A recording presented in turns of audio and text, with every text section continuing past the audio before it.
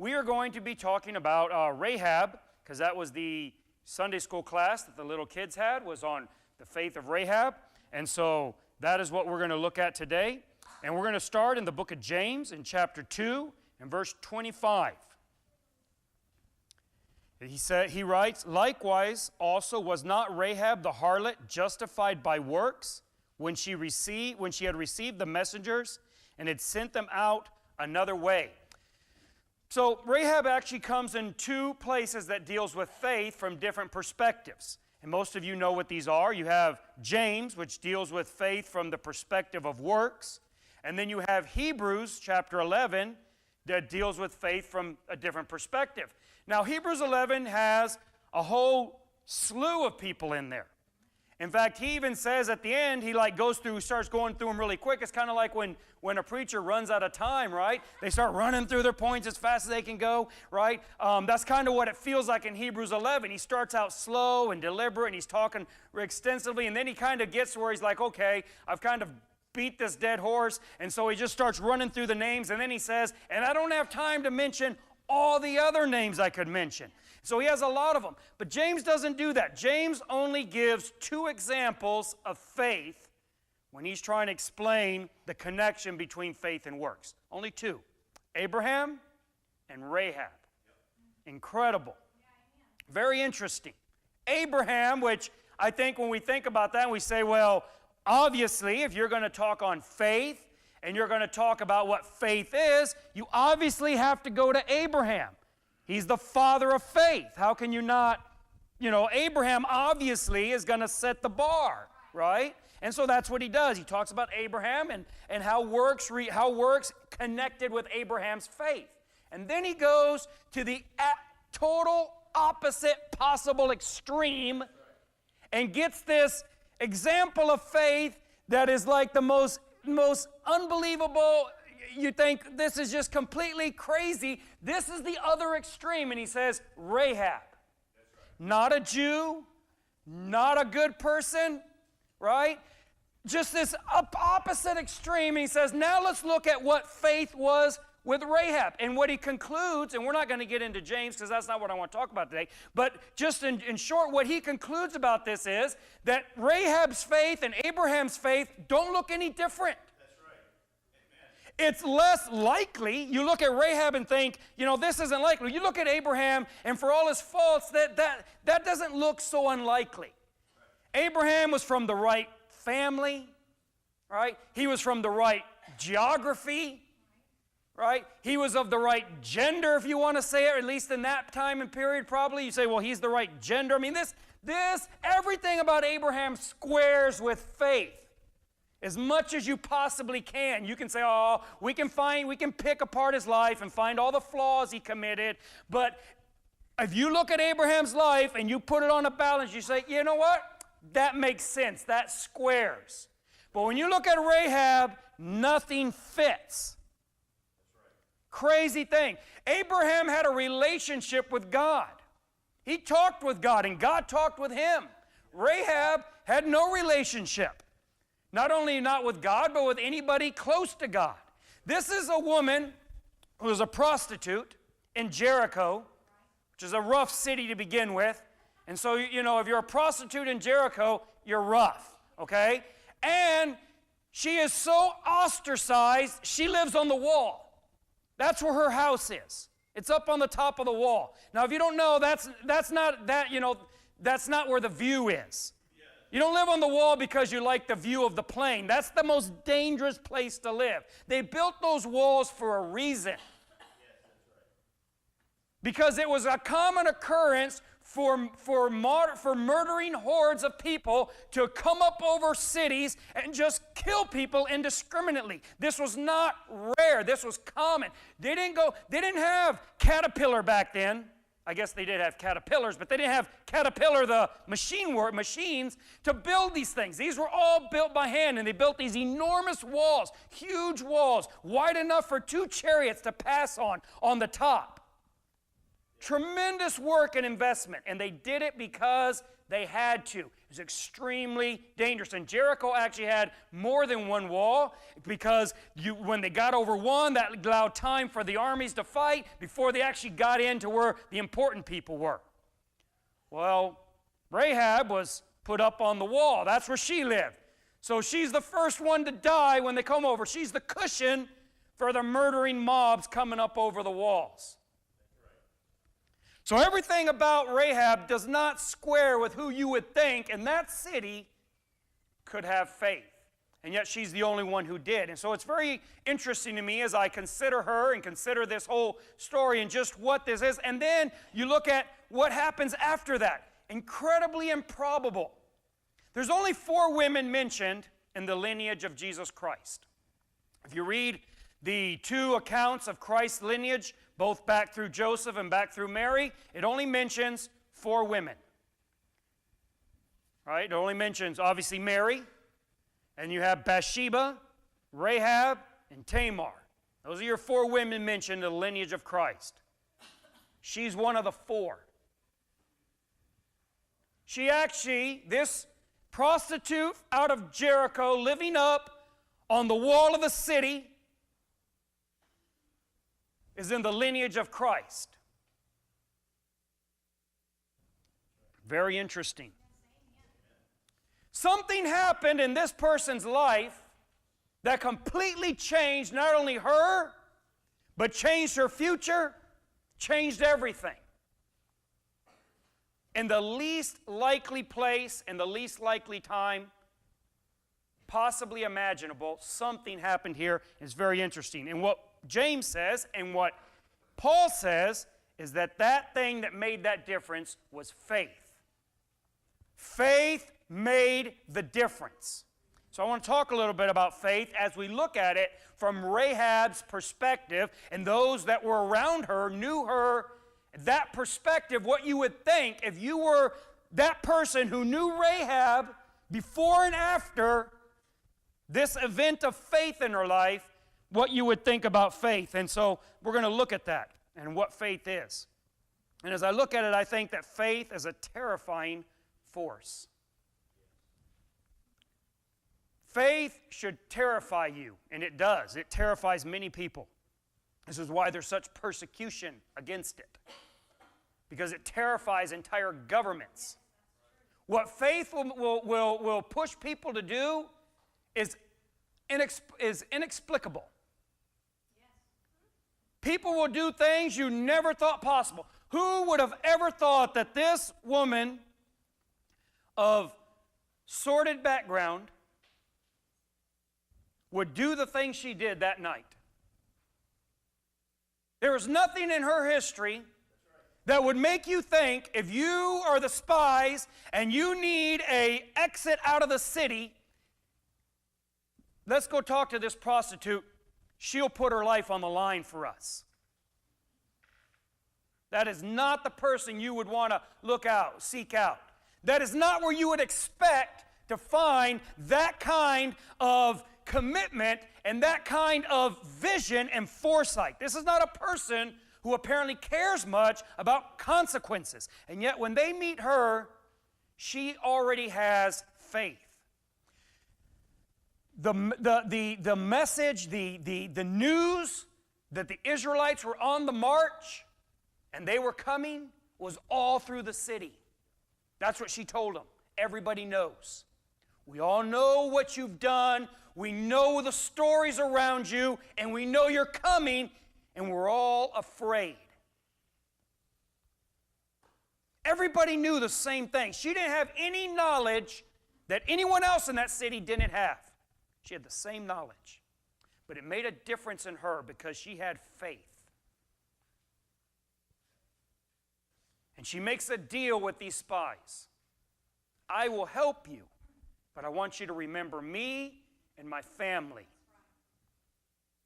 I know that what's coming is inevitable, and you're going to come and you're just going to raise the city, but I want you to remember me and my family. And she saves herself and her entire family.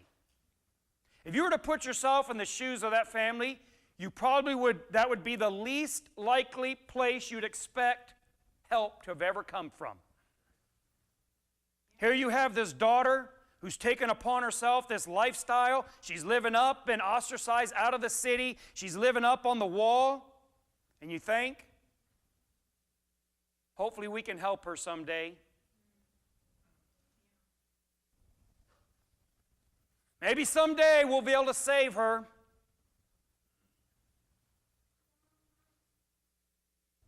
And what happens? Everything turns around. And she saves her whole family. What kind of force does something like that? What kind of thing would take somebody and transform them so fundamentally in ways that not even people who know them intimately can imagine? That's what the effect that faith, real faith, has on people. This is part of what James is talking about. There is an element, there is a thing that is called faith that is not faith. It has every external marker of faith, but it's not faith. And James is cautioning against this. And in a world like today, full of supposed faith, it would do us well to study the book of James and understand this point. Because many people walk around saying they have faith. And so he says, look, I'm going to give you two benchmarks that you can compare yourself to. You can take your faith and you can put it up next to that and you can see if it's the same color. That's right. Abraham and Rahab. And if it doesn't look like that, it's not faith. It's dead. Because faith is a force that changes people. It's not just something you talk about. Faith isn't somewhere you go. It's not something you associate with.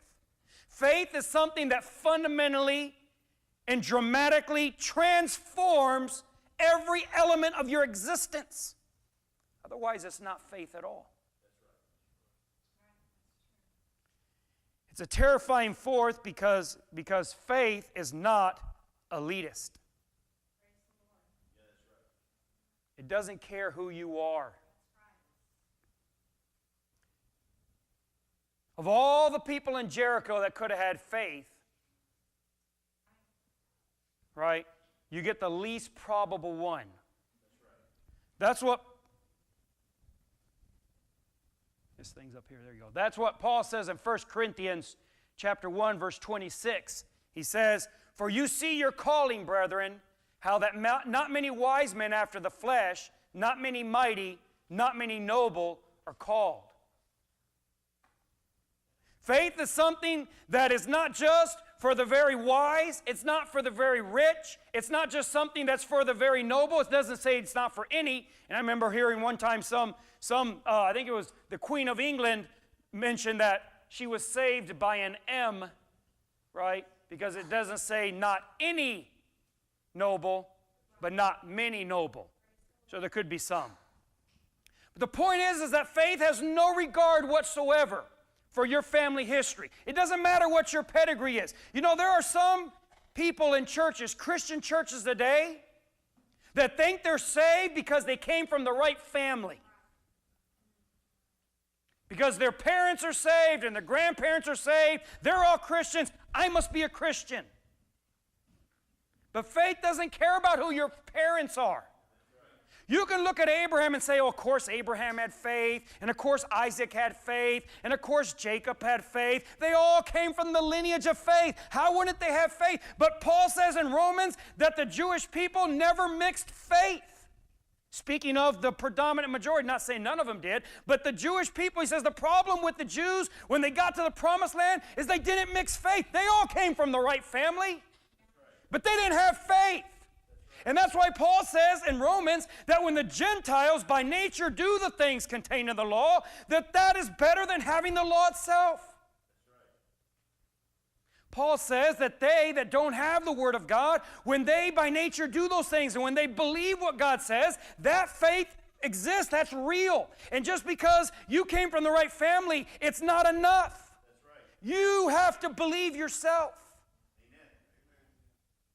Amen. Your whole family might have faith, and that doesn't mean you do. And you might come over from a family and a background that you think is inhospitable for faith. It's somewhere that faith could never grow. I've actually talked to people who resign themselves to condemnation because they say, all my family's been that way. I can't imagine that my life could be any different. But Rahab's life became very different overnight. Faith is not meritocratic. It's not merit-based. You can't earn it. It's not something you deserve. That's what's interesting about Rahab. There is nothing in her life that you would say, okay, I can understand how that would happen. Yeah, I see the connection. You know, it's not obvious at first, but now that we know what to look for, we go back and we can connect the dots. There are no dots to connect. How does this woman of ill repute, of no background, she has no connection, no interface with anything that we would think would be the normal transmission of faith, how does she all of a sudden say, I know that you're of God, and I know what's going to happen, and I believe it's going to happen, and I want you to remember me? How does she make this profession like this? You know, there's a parallel in the New Testament, and that's that thief on the cross. How does he reach that conclusion? It's amazing. He had the same information, if not less, than everybody else that night. He didn't have any particular or specific teaching. Jesus didn't take him aside and say, look, I'm going to tell you something I haven't told anybody else.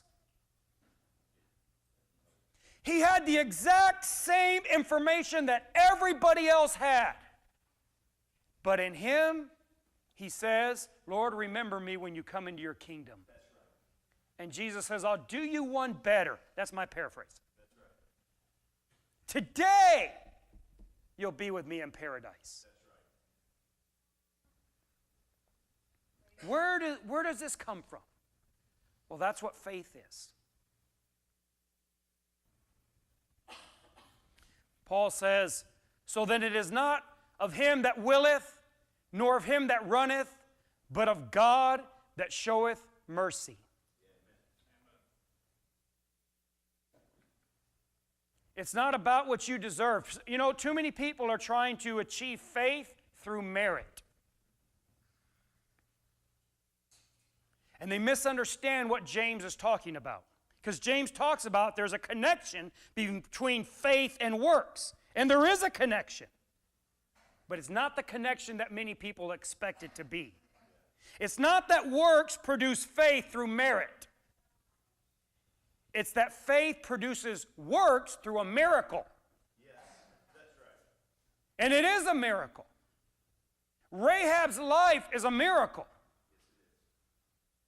In many ways, it's a greater miracle than anything that happened around Jericho after that, when they march around and the walls come down, and we think, wow, that's amazing. I look at it and I think, you know, I think what's more amazing is that a person like Rahab reaches those conclusions by faith, and there is evidently no advantage she had. She had zero advantage over anybody else.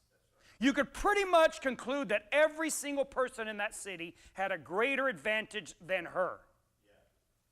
So this was not merit-based.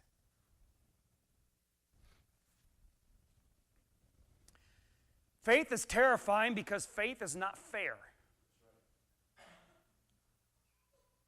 Faith isn't fair. You know, that's the reason why many religious people do not like faith. This is why they didn't like it with Jesus Christ.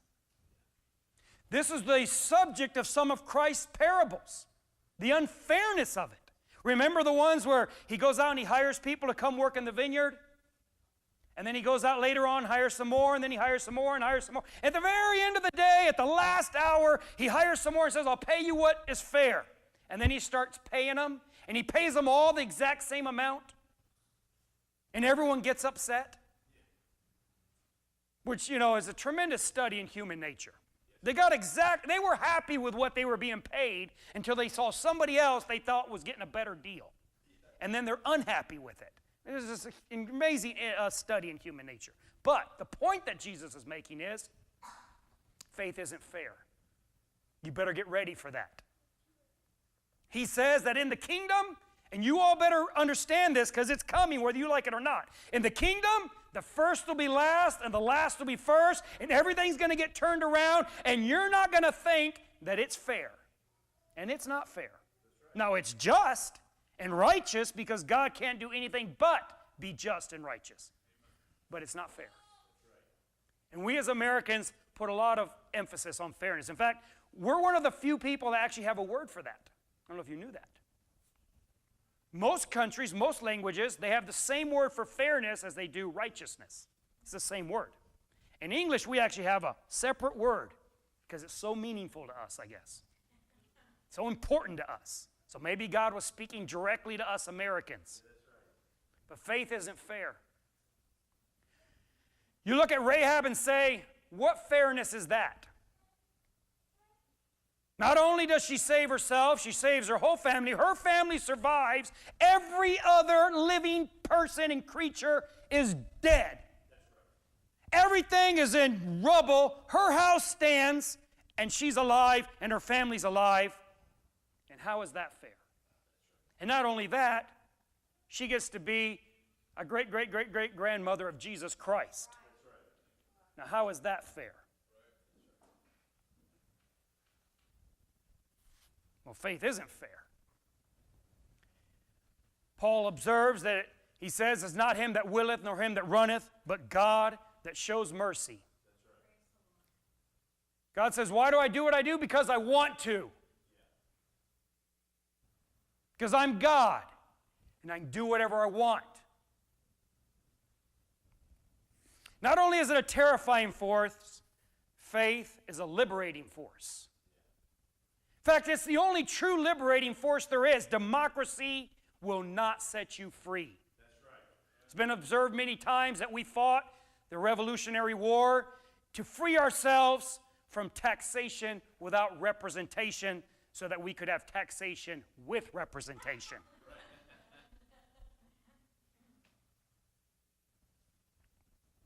Democracy is not a liberating force. It's better than everything else. You know, it's also been said that democracy is the worst form of government, except for all other forms of government. There's a tremendous amount of problems with democracy. I wouldn't want to be under any other human form of government that we've ever seen or tried. It's the best of all of them, but there is a lot of problems with it. And it certainly is not a liberating force. We look at democratic, free places, and their peoples are tied into all forms of slavery, particularly slavery of vice and sin. But faith is a force that truly frees people. Faith made Rahab and her family free. And it didn't just free her from the destruction that Israel wreaked upon Jericho. No, that was a small thing. That was one thing, but that wasn't just that. Her life changed dramatically. She didn't become the prostitute in Israel. She became a matriarch in the lineage of Christ. How do you go from that? How do you go from who she was to who she became in a very short amount of time?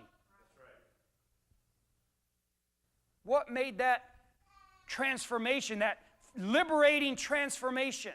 Faith did. It liberates us from the determination of our past. It liberates us from the determination of our past. You know, when you're like Rahab and you live that kind of a life, you think, well, that has determined what I'm to be for the rest of my life. You don't even have to be that, we'll call it that bad. I think many of us here today think, I've made a lot of bad mistakes in my life. I've done some things in my life I am very ashamed of. And there's probably no way I can ever free myself from that. I will always be defined by that, and I will always be corralled by that and led by that, and that will be who I am. There's many people I think that in desperation just give up because they say, I can't be any better. I can't do any better because of what I was. And even if I stop right now, it wouldn't make any difference. And they're half right. They're wrong, but they're half right in this. And that doing good right now is not going to change anything bad you've done. And you have to understand this. Faith is not about works. The problem with works-based religion is that it is so incomprehensibly stupid.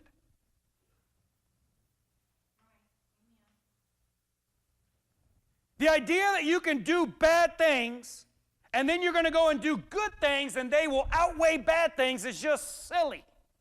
It doesn't work in our own minds in any other aspect of life. We do not accept that notion ever except when we're talking about God and religion and salvation. If I walk up there and I smack you in the face and then I give you $1, I don't think you're going to accept that.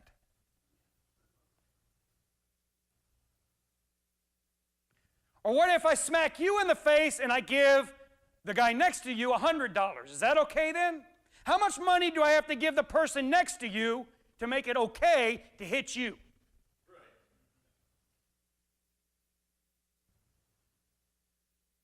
How many Red Cross charity trips do I need to make so that I can steal everything you own? No, it doesn't make any sense. And the idea that you can do good and that's going to undo bad is silly, because every moment of every day has to stand on its own feet. So you're not judged by the net value of your life. The Bible says that everybody, small and great, is going to be called before God and judged for the things and the works and the words they have said. Every individual work, every individual word, every single thing will be judged on its own. And yet, we find that through faith, there is a complete wiping away of all past sin. Not through works. And this is what's important to understand about Rahab. Rahab was not, her sin was not wiped clean because she did something. But it was because she believed something.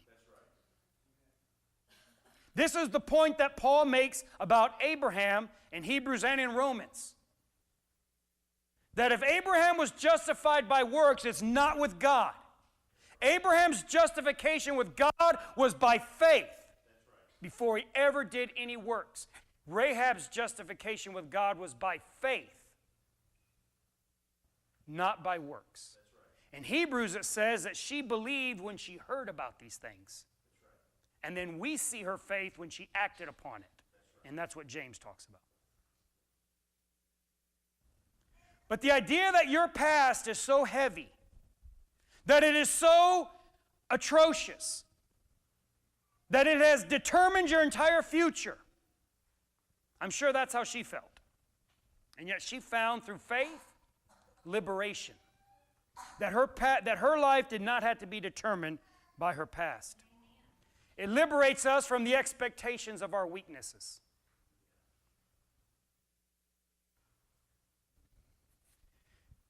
You think, it's not just that I have a bad past. It's that I just have this terrible weaknesses. I have a hard time. Finding victory. Faith frees us from that and gives us a hope. Hope that, like that thief on the cross, you're looking at him and you're thinking, what hope can you possibly have? And yet faith gave him a hope that no one else thought possible. They thought, you're hours from death, you're not coming down, you're not going to be able to do anything to fix anything, That's it, you're done. And yet he found an escape hatch through faith. Remember me when you come into your kingdom, and Jesus says, actually, it'll be today. They found a portal, or he found a portal through faith into something that no one else could even imagine. That one of these least likely possible candidates. That's what Rahab found. The entire city of Jericho is petrified. The Jews are coming. They're set on Jericho. They're going to destroy it. Everyone's going to die. They're all trying to fortify the city, which was really a waste of time. They're trying to build those walls. They built them higher just to see them crumble faster. That's what they're doing, and she says, no, I think there's a different way. And she acts upon faith instead of upon strength or self-defense or self-preservation. She acts upon faith, says, I believe these things, I trust them, and a tremendous difference is made. Lastly, I want to tell you that faith is an orienting force. What happened in Rahab's life? You know, we look at all the physical things around it, being saved from death, saving her family, all of these things. But she got reoriented. There's no doubt that this woman had gotten disoriented in life.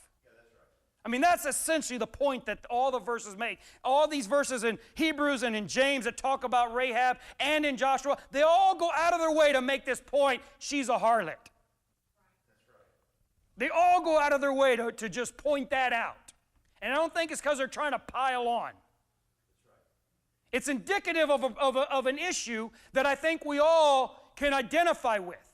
And that is getting ourselves disoriented. And you wonder, how does a person wind up in a situation like this? And sometimes you might look at your own life and say, how did I get here?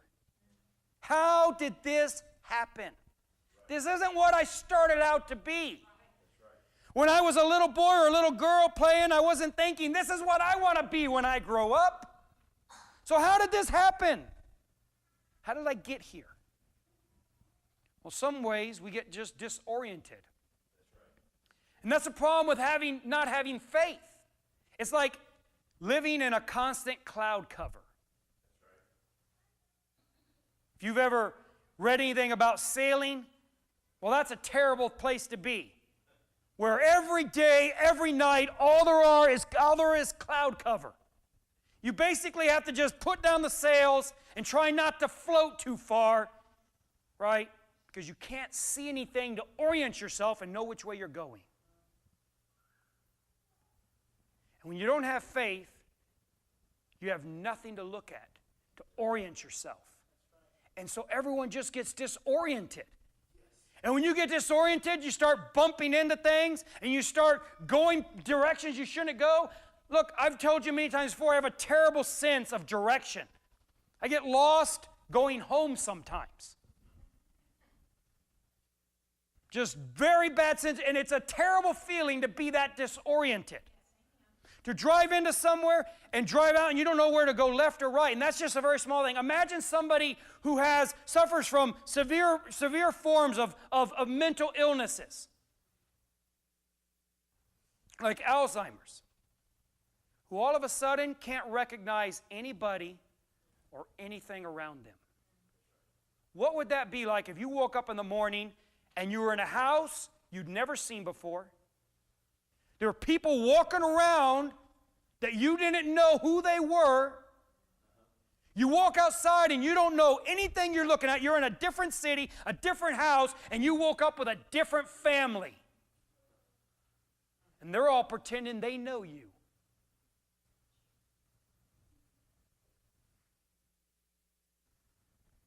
I think that would scare you to death.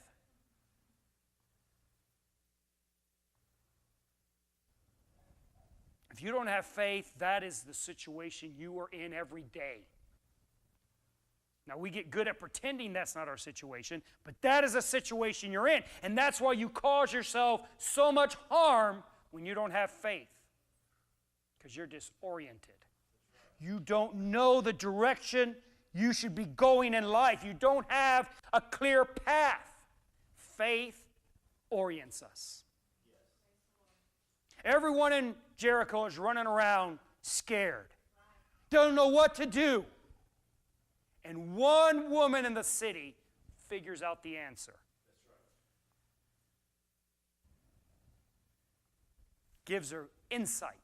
It orients us because it gives us insight. She got a look. Imagine this. To me, it's just amazing.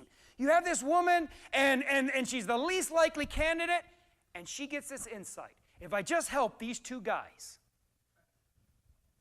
I can save my whole family. Where she got this idea, how she came up with this,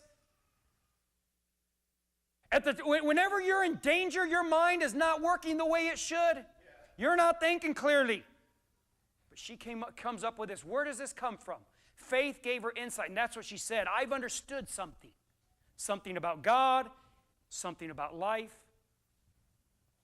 It gives us insight. Faith is purpose. She got very focused. You know, one problem with us and why we don't find solutions to our most intimate problems is because we're so distracted. But she got real focused. All of a sudden, there was only one thing that mattered, and that was saving herself and saving her family. And that's what faith did. It gave her purpose, and it gave her meaning.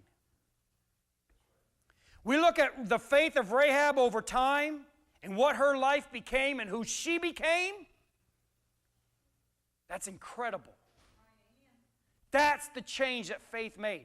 You think, you know what, I could never amount to anything, I don't think. I'm just one of the, the faithless masses, and that's just who I'll be.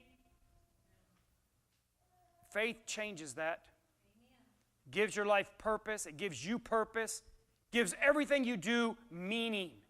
This is what Paul talks about when he's talking about the daily rote of our existence. Right? Being a wife, being a husband, being a son, being a father. Look, there is nothing more grinding than being a housewife.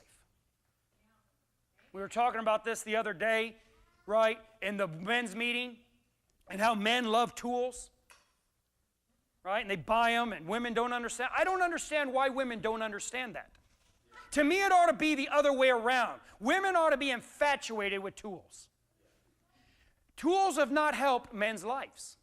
Men buy tools and they do more work, not less. But tools have made women's lives so much easier. You used to have to work all day to haul your clothes down to the river, pound them with a rock, haul them back up wet, weighing 3 times more, squeeze them, wrench them out, hang them on something, try to get them to dry. And then you have to be making a lot more clothes because you're beating them with rocks, right? What do you think that does to them? Like, why do my pants have holes in them? So you're sewing all day because you got to replace them. They come up with a wash machine, a dryer, a dishwasher, automatic transmission, power steering, and power brakes. And now you can do anything you want to do in your life because you have so much time. It takes you 10 minutes to wash all the clothes instead of 10 hours. Unless you're the person that thinks you actually have to watch the wash machine to make sure it's doing it right. Some of you are micromanagers. You got to keep an eye on it.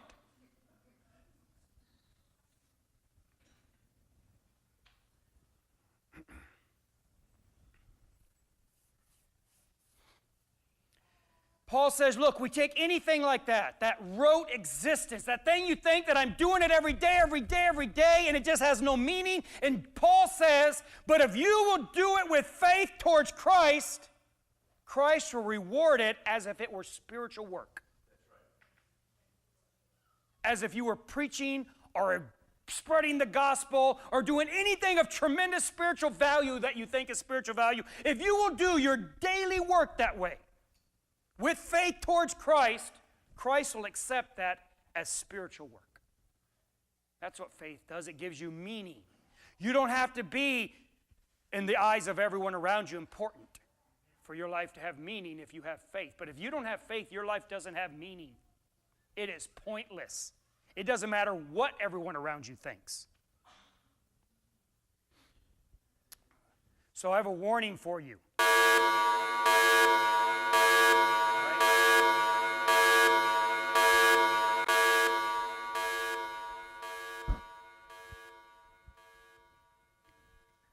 It's not a lot of faith.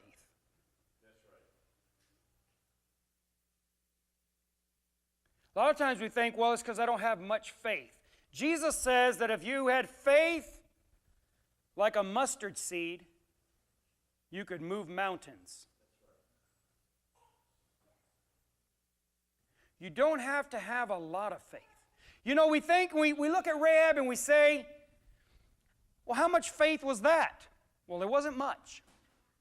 It wasn't much. That's right. But it was more than anyone else had. It was enough. How much faith do you have to change your life? Not much. How much faith does it take to not only change your life, but the life of your family and all your descendants?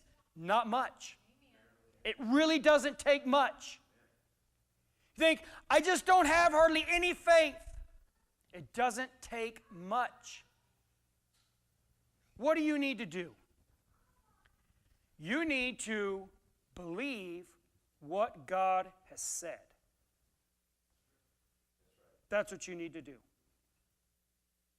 When it comes to salvation, God has said that if you will confess with your mouth and believe in your heart that God raised Jesus from the dead, you will be saved.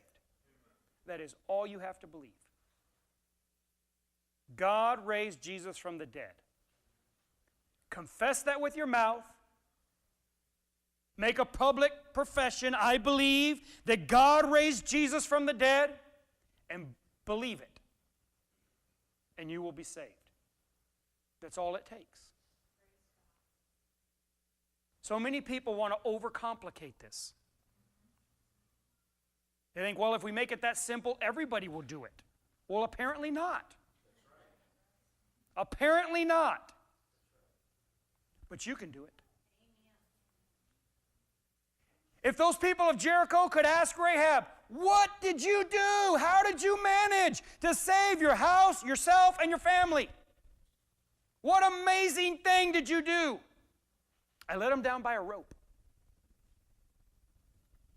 Well, that's not fair. It didn't take much. I hid them underneath some bulrushes. I covered them up with some straw. That's what I did. I believed. I believed that what was coming was really coming. I believed that what they had was real. Do you believe? It doesn't take much. It only takes a mustard seed of faith to make a world of difference. You're here today and you're saved, and you wonder, what does it take for me to have a difference in my life, to make a difference in other people's life? It doesn't take very much.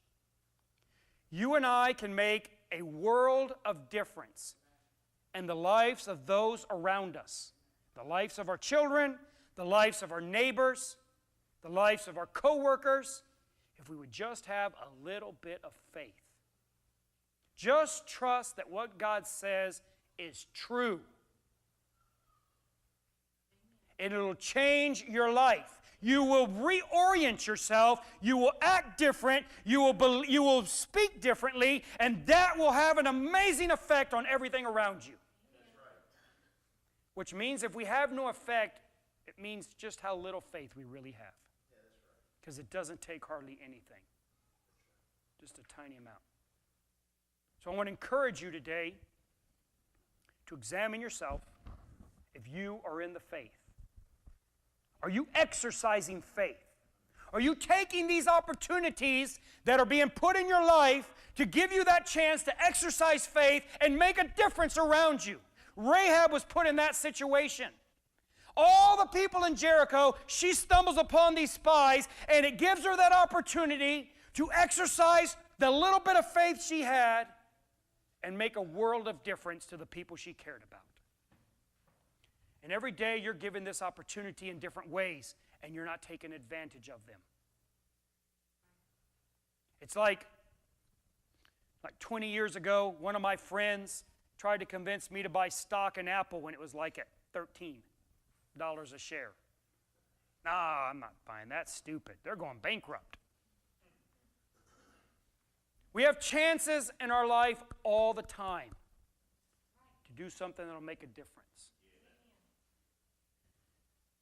Today and tomorrow and this week, you're going to be confronted with these opportunities to take your life from one that looks more like Rahab's than anyone else and transform your life by making a very small decision of faith.